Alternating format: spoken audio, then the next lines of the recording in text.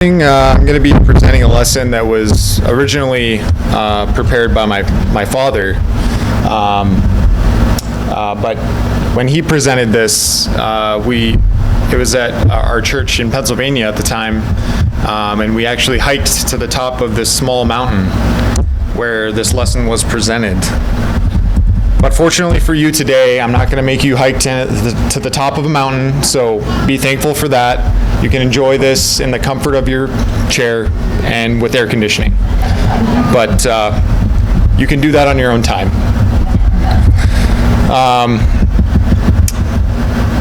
Although, after moving 12,000 pounds worth of stuff into our moving truck this week, I feel like I did climb a mountain and fell down it. So, for today's lesson, it is titled, "The Lord Will Provide." Can you all see that?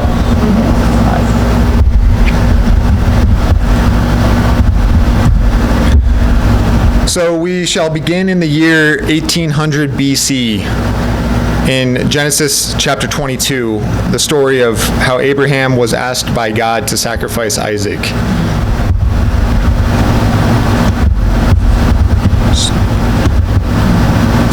Pulling up the scripture here. Now it came about after these things that God tested Abraham and said to him, "Abraham," and he said, "Here I am." And he said, "Take now your son, your only son, whom you love, Isaac, and go to the land of Moriah, and offer him there as a burnt offering on one of the mountains of which I will tell you." So Abraham rose early in the morning and saddled his donkey, and took two of his young men with him and Isaac his son, and he split wood for the burnt offering, and arose and went to the place of which God had told him. On the third day Abraham raised his eyes and saw the place from a distance. And Abraham said to the young men, "Stay here with the donkey, and I and the lad will go yonder, and we will worship and return to you." And Abraham took the wood of the burnt offering and laid it on Isaac his son. And he took in his hand the fire and the knife. So the two of them walked on together. And Isaac spoke to Abraham his father and said, "My father." And he said, "Here I am, my son." And he said, "Behold, the fire and the wood, but where is the lamb for the burnt offering?" And Abraham said, "God will provide for himself the lamb for the burnt offering, my son." So the two of them walked on together. Then they came to the place of which God had told him. And Abraham built the altar there, and arranged the wood, and bound his son Isaac, and laid him on the altar on top of the wood. And Abraham stretched out his hand, and took the knife to slay his son. But the angel of the Lord called to him from heaven, and said, "Abraham, Abraham." And he said, "Here I am." And he said, "Do not stretch out your hand against the lad, and do nothing to him. For now I know that you fear God, since you have not withheld your son, your only son, from me." Then Abraham raised his eyes and looked, and behold, behind him a ram caught in the thicket by his horns. And Abraham went and took the ram, and offered him up for a burnt offering in the place of his son. And Abraham called the name of that place, "The Lord Will Provide."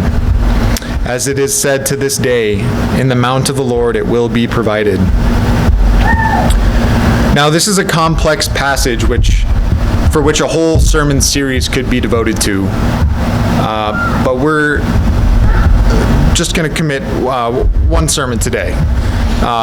In this passage, the concept of human sacrifice is presented. In that day, it was very common for the pagans who dwelt in that land to sacrifice human beings, including their own children, to their false gods. Examples of that include the ritual of the fire of Moloch, where pagans incorporated the sacrifice of their own babies to appease their false fertility god. It was so prevalent that God warned the Israelites that anyone who participated in any way in the despicable act of child sacrifice to Moloch would be cut out of the kingdom of Israel. We also have the example of Manasseh, the evil king of Israel, who participated in this practice, sacrificing some of his own offspring upon the altar to Baal. We also have the example of King Solomon, In all of his brilliance and wisdom, he fell from glory when he allowed some of his pagan wives to sacrifice their own children upon the altar of Moloch. God has made it clear that he has a disdain for human sacrifice. God preventing Abraham from sacrificing Isaac further reinforced his condemnation of the practice of human sacrifice. It would be easy to assume that this account of history has only to do with a ram caught in the thicket by his horns as a substitute sacrifice for Isaac, but there was more to come concerning this story. Notice Abraham did not name this place the Lord did provide, past tense. He named it the Lord will provide. Something is coming in the future that is related to God sparing Abraham's only son. What could that be?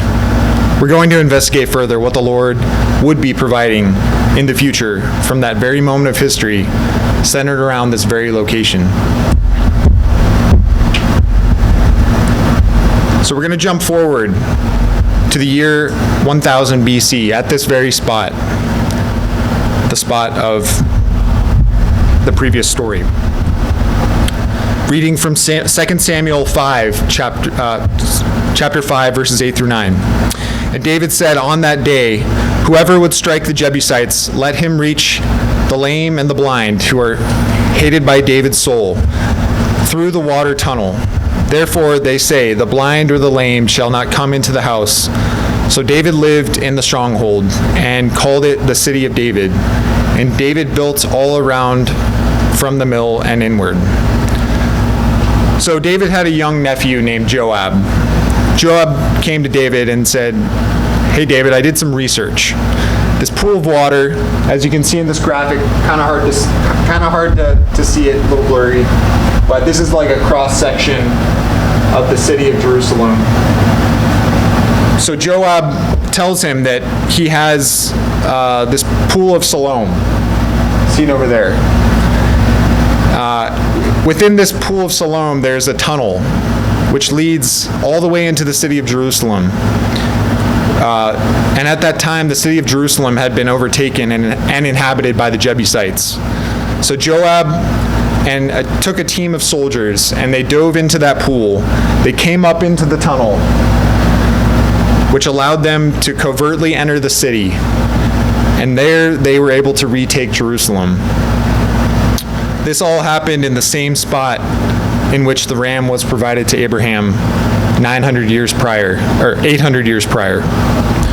The Lord will provide victory. Was this what was foreshadowed by God through Abraham? Let us continue this journey through time. So jumping forward 30 years, we have a story in David's life. I'm not going to read the whole passage. It's a long passage, but paraphrasing it, it goes something like this. David had a moment of pride. He had a census, which by itself was not an issue, but David was motivated by pride to number his troops and boast about his massive army. God was angered by David's pride and decided it was worthy of punishment. So God gave David 3 choices as a punishment for his sin. First, he could choose 7 years of famine for all the land. Second, he could have 3 months of enemy pursuit. And the final option being 3 days of pestilence. David chose door number 3 because he would rather fall into the hands of God than the hands of man. Now, I don't know if David made the right choice because this punishment ended up being extremely severe. The angel of the Lord brought a plague throughout the land, killing 70,000 men. The angel was about to destroy Jerusalem on that 3rd day. David broke down and confessed his sin in that moment, and the Lord called an end to it at the threshing floor of Arona, as you can see in the picture depicted there. This was the very same spot where Isaac was spared over 800 years prior. And at this spot, the merciful stoppage of the pestilence, we find that God promoted a beautiful thought. The Lord will provide mercy. Now we are all sinners, and we depend on the mercy and grace of our God to forgive our sins. But was this the ultimate foreshadowing of the original story that the Lord will provide? We must continue our journey through time and find out. So 10 years later, in 2 Chronicles chapter 3, then Solomon began to build the house of the Lord in Jerusalem on Mount Moriah, where the Lord had appeared to his father David, at the place that David had prepared, on the threshing floor of Ornan. This is the same place as the threshing floor of Arona, the same place as the Lord will provide. It was here that Solomon built the temple. Of all the places in the world that God could have chosen for this, he chose the sacred spot that we have been revisiting to provide the location for the home of the ark and the many sacrifices to come. Based on the location of the Abraham and Isaac incident, this would be the spot where the portable tabernacle would finally find a permanent home. The Lord will provide location. Now we're going to jump forward a few hundred years now to the story of the destruction of Jerusalem by Babylon. Reading from 2 Chronicles chapter 36 in verse 18. And all the articles of the house of God, great and small, and the treasures of the house of the Lord, and the treasures of the king and of his officers, he brought them all to Babylon. Then they burned the house of God and broke down the wall of Jerusalem and burned all its fortified buildings with fire and destroyed all its valuable articles. And those who had escaped from the sword he carried away to Babylon, and they were servants to him and to his sons until the rule of the kingdom of Persia, to fulfill the word of the Lord by the mouth of Jeremiah, until the land had enjoyed its Sabbaths. All the days of its desolation it kept Sabbath until 70 years were complete. So the children of the southern kingdom of Judah had been living like heathens for years, and God had had enough. He sent discipline in the form of Babylon to come and destroy this great city, carrying off the treasure from the house of the Lord. This would be the location where Israel would be disciplined. It can sometimes be difficult to see discipline in a positive light, but discipline can help redirect us. The Israelites were often in need of redirection through discipline. And we can see from this location in that time, the Lord did provide discipline. Again, jumping forward a few years, in Ezra chapter 3, verse 10.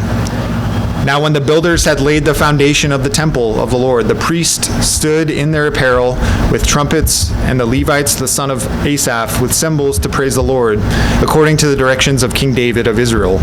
And they sang, praising and giving thanks to the Lord, saying, For he is good, for his loving kindness is upon Israel forever. And all the people shouted with a great shout when they praised the Lord, because the foundation of the house of the Lord was laid. So over 70 years had passed since the Lord allowed Babylon to overtake Jerusalem and destroy the temple. And it was time to allow the house of the Lord to be rebuilt. King Cyrus issued a decree to have 50,000 Jews return and begin work on the restoration of the temple. 10 years passed and the temple was complete. The people rejoiced in that moment, for the Lord provided restoration just as it was predicted. And we can see from this story that the Lord will provide restoration. Now we're going to make a big leap over 500 years to the days of Jesus in 26 AD. Reading in John chapter 2, starting in verse 13. And the Passover of the Jews was at hand, and Jesus went up to Jerusalem. And he found in that temple those who were selling oxen and sheep and doves, and the money changers seated. And he made a scourge of the cords and drove them all out of the temple with the sheep and the oxen. And he poured out the coins of the money changers and overturned their tables. And to those who were selling the doves, he said, Take these things away. Stop making my Father's house a house of merchandise. His disciples remembered that it was written, Zeal for thy house will consume me. This was in that very temple, in that very place that we have been revisiting, that Jesus provided passion. The Lord provides passion.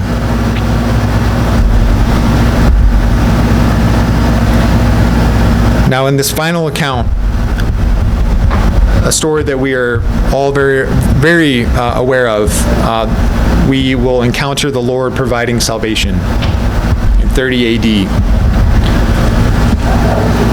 Starting in Matthew 27:35. And when they had crucified him, they divided up his garments among themselves, casting lots. And sitting down, they began to keep watch over him there. And they put up above his head the charge against him, which read, "This is Jesus, the King of the Jews." At that time, 2 robbers were crucified with him, one on the right and one on the left. And those passing by were hurling abuse at him, wagging their heads and saying, "You who are going to destroy the temple and rebuild it in 3 days, save yourself. If you are the Son of God, come down from that cross." In the same way, the chief priests also, along with the scribes and elders, were mocking him and saying, "He saved others, he cannot save himself. He is the King of Israel. Let him now come down from the cross, and we shall believe in him. He trusts in God, let him deliver him now, if he takes pleasure in him, for he said, 'I am the Son of God.'" And the robbers also who had been crucified with him were casting the same insult at him. Now from the 6th hour, darkness fell upon all the land until the 9th hour. And about the 9th hour, Jesus cried out with a loud voice, saying, "Eli, Eli, lama sabachthani," that is, my God, why hast thou forsaken me?" And some of those who were standing there, when they heard it, began saying, "This man is calling for Elijah." And immediately one of them ran, and taking a sponge, he filled it with sour wine, and put it on a reed, and gave him a drink. But the rest of them said, "Let us see whether Elijah will come to save him." And Jesus cried out again with a loud voice, and yielded up his spirit. And behold, the veil of the temple was torn in two from top to bottom, and the earth shook, and the rocks were split, and the tombs were opened, and many bodies of the saints who had fallen asleep were raised. And coming out of the tombs after his resurrection, they entered the holy city and appeared to many. When Jesus died on the cross as the high priest of God, he split the temple veil and went in as the high sacrifice to God. This was the moment that all animal sacrifices unto God ended. Jesus fulfilled the new covenant with his own blood.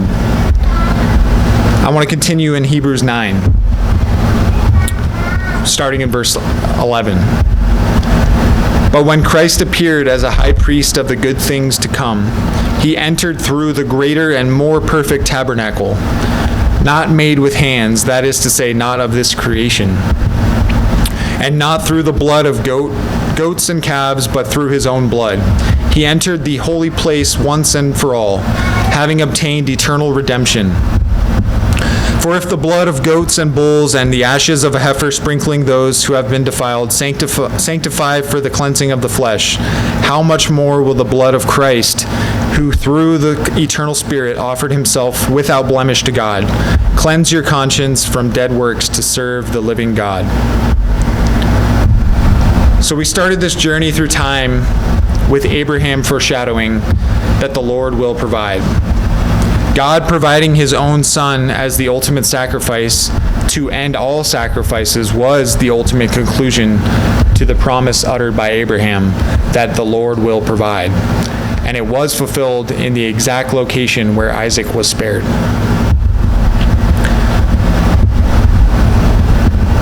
In closing, I wanted to read out of Hebrews chapter 11, starting in verse 17.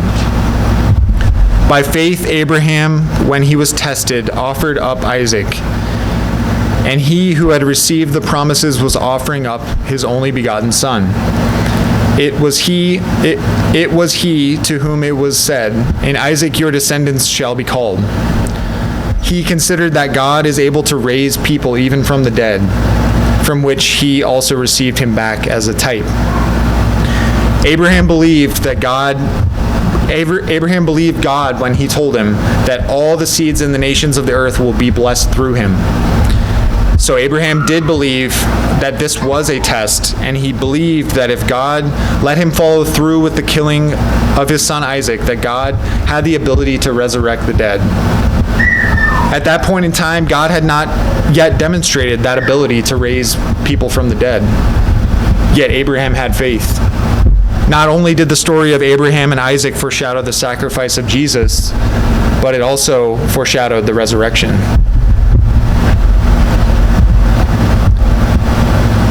The Lord provides in many ways, including victory, mercy, location, discipline, restoration, and passion. The greatest provision God provided for us is the salvation through Christ. God did his part in providing salvation. It is up to us to accept that wonderful gift and encourage others to do the same. If you have not yet accepted Christ through baptism and would like to do so now, or have any other needs that you'd like to bring before the church, please come forward as we stand and sing.